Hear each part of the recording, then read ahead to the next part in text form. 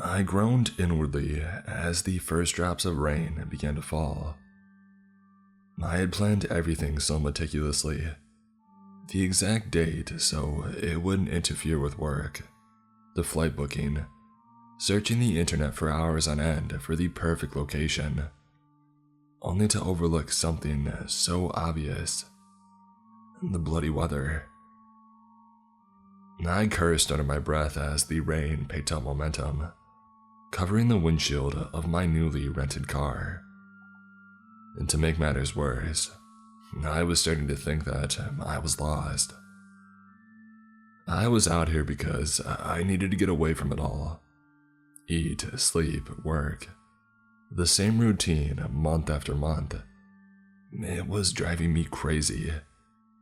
So, I decided to take advantage of my paid leave and book a log cabin all the way in Finland. Just me, alone, in a forest in the middle of nowhere, for an entire week. So, here I was, on some obscure network of roads, surrounded by dark, impenetrable woodland. The wind whistled like a siren as I tried to figure out the direction I was supposed to be heading in. At this point, the drumming of rain was all I could hear. My GPS had lost signal, and I could barely see through the windows. I could just about make out a yellow blur through the windshield, which I assumed was a sign offering directions. I rolled the window down, hoping to read it from the shelter of the car, but winced when the water immediately splashed inside. I rolled the windows back up. This wasn't my car after all, and I had to return it in perfect condition. Steeling myself, I pulled the hood of my jacket up and opened the door.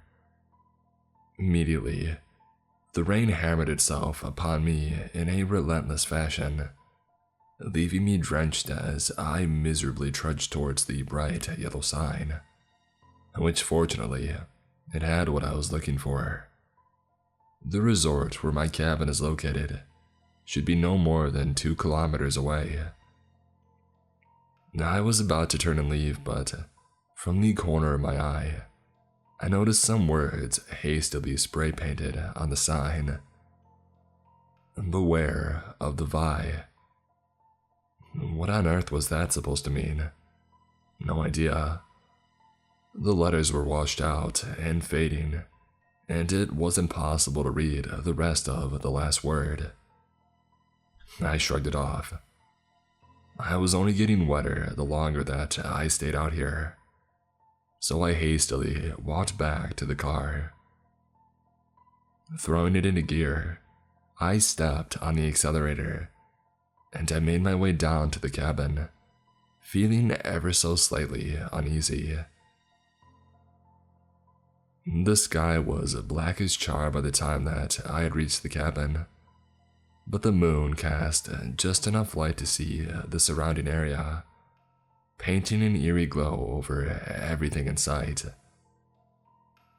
I was in a clearing surrounded by tall pine trees, with branches that swayed in the wind. It looked like they were waving at me, but not in a very welcoming fashion. I parked the car just in front of the cabin and hurried to the door, bringing my bag with me. I unlocked it and stepped inside. It was dark inside the house.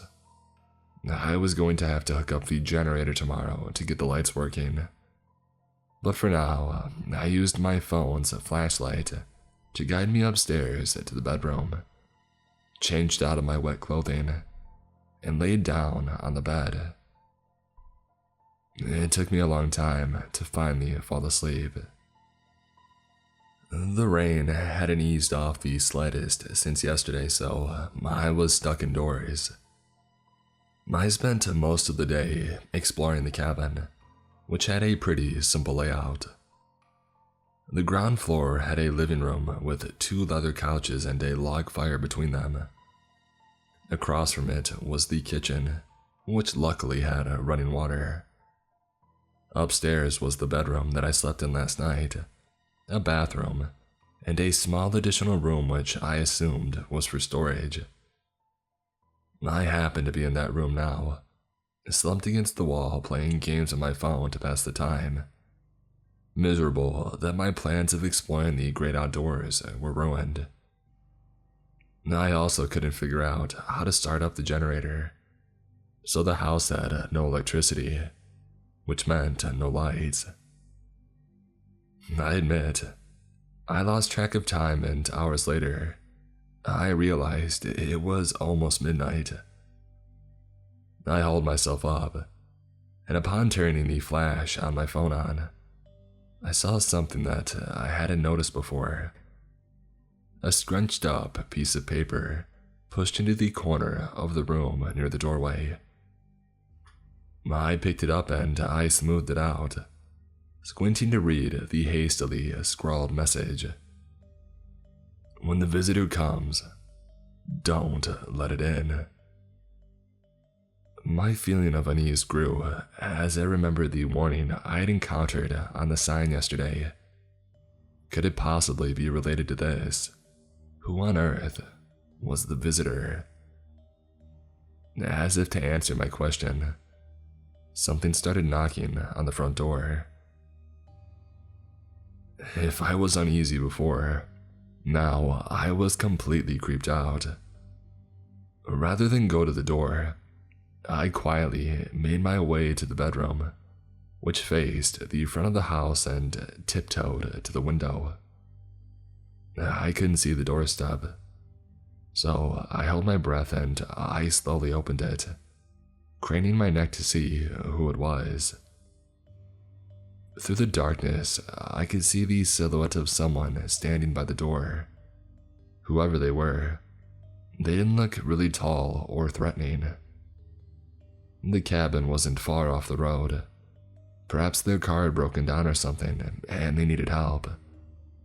Still, I wasn't taking any chances, so I grabbed the curtain rail from the top of the window and pulled it down to use as a potential weapon.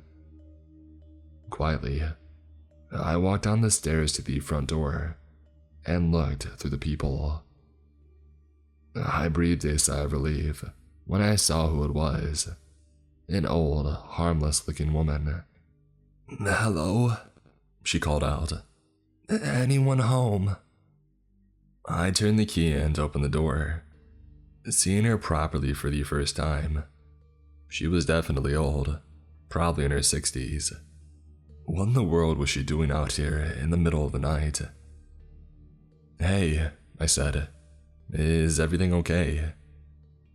"Well, you see," her voice faltered as she noticed the curtain rail in my hand. I hastily propped it up against the wall and she resumed talking. "You see, I'm ever so slightly lost. I was out picking berries and I strayed from my usual way, and then it got dark and I've been wandering around for hours now." What was I supposed to do? Tell her to go away just because I saw some creepy note, which was most likely just a prank? Make her wander around for another few hours in the dark while there was a freaking thunderstorm going on? She was obviously harmless, so I let her in. Luckily, she insisted on sleeping on the couch and promised to leave first thing in the morning, which was fine by me. Now, I was back upstairs, laying on the bed while tossing and turning restlessly. I couldn't stop thinking about that note that I had found. In the end, I figured since I wasn't sleeping anytime soon, I may as well do something. I grabbed my phone and I opened Google.